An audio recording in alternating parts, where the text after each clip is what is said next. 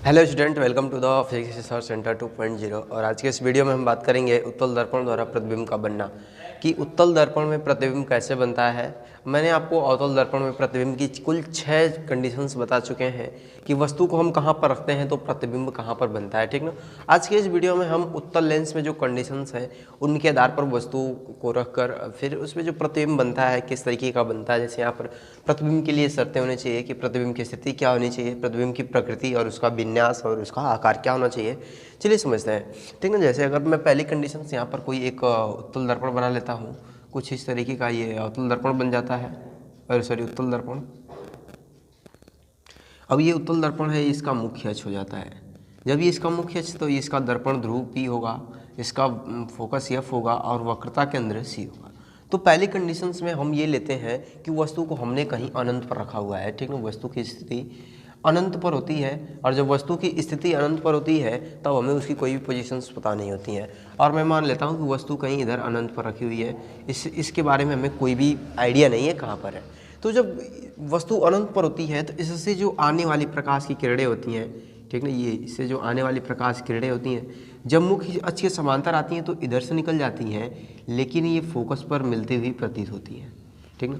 दूसरी, अगर इधर से कोई किरण आती है प्रकाश की तो ये भी मुख्य अक्ष के समांतर आती है और दर्पण से परावर्तन के पश्चात कुछ इस दिशा में निकल जाती है, लेकिन यह फोकस पर जाती हुई प्रतीत होती है। जब यह फोकस पर जाती हुई प्रतीत होती है तब ये दोनों किरणें एक दूसरे को आभासी, ठीक ना, वास्तविक रूप में नहीं काट रही हैं, क्योंकि ये दर्पण के पीछे काल्पनिक रूप से काट रही हैं। तब यहाँ पर जो प्रतिबिंब की स्थिति हो जाएगी वो क्या हो जाएगी, फोकस पर, फोकस F पर प्रतिबिंब बनेगा, फोकस F पर, ठीक ना। दूसरा चीज कि जो प्रतिबिंब की प्रकृति होगी कैसा होगा, जैसे आभासी होगा, प्रतिबिंब की प्रकृति आभासी होगा, ठीक ना, क्योंकि ये किरणें मिलती हुई प्रतीत हो रही हैं, वास्तविकता में नहीं मिल रही हैं, ठीक ना। वास्तविकता में तो ये निकल जा रही हैं इधर से, क्योंकि उधर पेंट किया हुआ है तो उधर नहीं जा सकती, ठीक ना। अब समझिएगा जो इसका विन्यास होगा वो कैसा होगा, ठीक ना, उल्टा होगा या सीधा होगा। तो जब भी प्रतिबिंब दर्पण के पीछे बनता है, ठीक ना, कि चाहे अवतल दर्पण हो या फिर उत्तल दर्पण हो, जब दर्पण के पीछे बनता है तो प्रतिबिंब का जो विन्यास होता है सदैव सीधा ही होता है, सदैव सीधा होता है। और इसका आकार आप देख सकते हैं कितना बड़ा चित्र बना है, ठीक है। तब मैं इसे यहाँ पर लिख देता हूँ बिंदु आकार का, बिंदु आकार का। चलिए, तो आई होप कि ये समझ में आ गया होगा। अब आप सेकेंड कंडीशन आप ये समझिएगा कि ये दर्पण है, इसका फोकस, इसका वक्रता केंद्र जो कुछ भी है उस उधर है जिधर पेंट किया हुआ है। तो हमारे पास कंडीशंस क्या बनती है, इधर तो वस्तु हम रख नहीं सकते, क्योंकि अगर इधर वस्तु रखते हैं तो उसका प्रतिबिंब ही नहीं बनेगा। तो हमारे पास एक और कंडीशन बच जाती है, जैसे एक अनंत पर हमने रख दिया, अब दूसरा हम फोकस और सॉरी ध्रुव और अनंत के बीच में चित्र को रख देते, वस्तु को रख देते हैं, फिर उसका प्रतिबिंब कहाँ पर बनता है। चलिए सेकेंड कंडीशन समझते हैं। और सेकेंड कंडीशन के लिए हमारे पास शर्तें क्या होनी चाहिए। सबसे पहले तो ये हमारा उत्तल दर्पण हो जाता है, और ये उत्तल दर्पण कुछ इस तरीके से बना लेते हैं हम, और बनाने के बाद इसके मुख्य अक्ष को ड्रा कर लेते हैं। यहाँ पर ये इसका ध्रुव P हो गया, इसका फोकस F हो गया और वक्रता केंद्र C हो गया।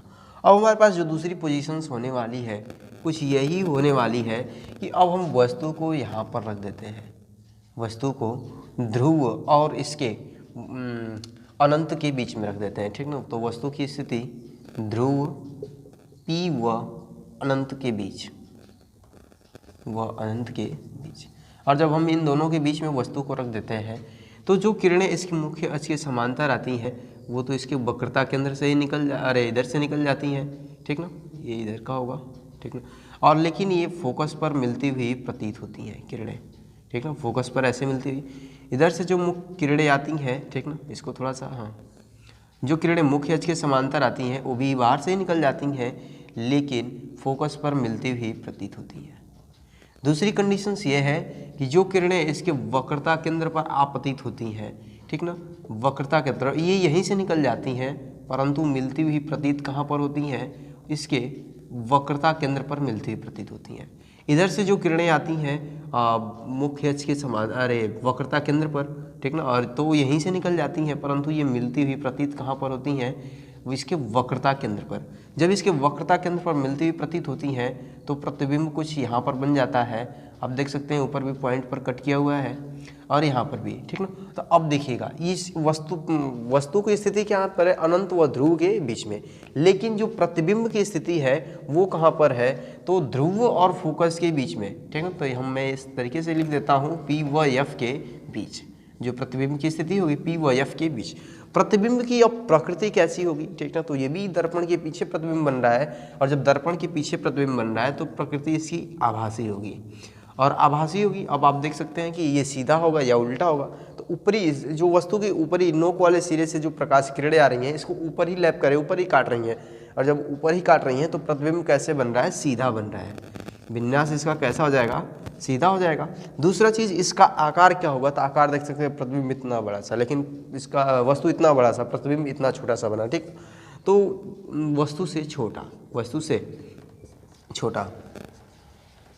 तो ये दोनों कंडीशंस हो गई। अब इसका प्रयोग अवतल दर्पण के इसी गुण के कारण जो ड्राइवर, जो 4 पहिया हो गया या 2 पहिया वाली गाड़ी हो गई, बाइक वगैरह, ठीक ना, उसमें जो ड्राइवर होता है, ड्राइवर के बगल में एक शीशा लगा होता है, ठीक ना, उस शीशा में जो मिरर होता है वही उत्तल दर्पण ही होता है, ठीक ना। क्योंकि जो ये वस्तु होती है, जो भी अगर साइड से बड़े वाहन आते हैं, छोटे वाहन आते हैं, तो कितना भी बड़ा सा वाहन रहता है लेकिन उसका प्रतिबिंब इतना छट्टे में दिखा देता है, पूरा छोटा सा, ठीक ना। तो इसके इसी गुण के कारण उसे हम ड्राइवर की बगल वाली सीट में प्रयोग करते हैं उत्तल दर्पण को। तो आई होप कि वीडियो इन्फॉर्मेटिव लगा होगा।